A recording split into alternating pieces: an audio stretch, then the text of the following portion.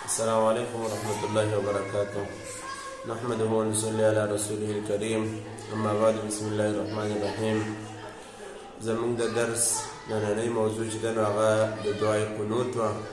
چې موږ دعای قنوت شروع کړی او نیمه مې ویلی او د هغې نه پس به نیم وایو. مې یفترو پورې ویلی شوی او د هغې نه پس به مونږ وایو. د هغې نه وروسته چې کوم الفاظ دي نو هغه به مونږ په دې انداز باندې وایو.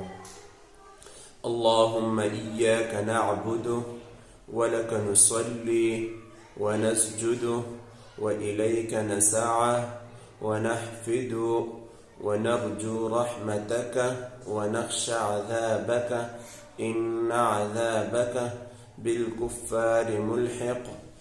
په دې کې چې زموږ خلک کمې غلطیانې کوي نو به هغه هم ووایو چې خلکو ته پته ولګي چې دا په دې انداز باندې ویل غلط دي. اللهم إياك نعبد ولك نصلي. نو ولك نصلي دا به دا شان د مرکبونه ولك نصلي ونسجد. نو ونسجد چې دی نو ونسجد دا به داسې نه راکاږو ونسجد. بیا وإلیک نسعى. نو په هغې کې زیات خلک وإلیک نستعام وایي وإلیک نسعى راکاږي هم. نو دا به په دې انداز باندې وإلیک نسعى. بیا ونحفدو.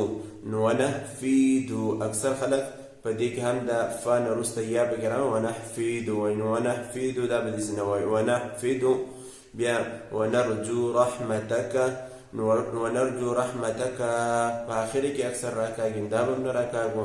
ونرجو رحمتک ونخشى عذابك. نو په هغې کې اکثر خلک بیا دا غلطي کوي چې ونخشى عذابك. څوک پکې قاف زیاتې وایي، څوک وایي ونخشى عذابك الف پکې راولي په منځ کې. نو دغه هم غلط دی. ونخشى عذابك. بیا ان عذابك. نو انا به نه وایو ان عذابك. بیا بالکفار ملحق. نو په دې انداز باندې به موږ خپل دعای قنوت چې دی نو هغه به صحیح کوو.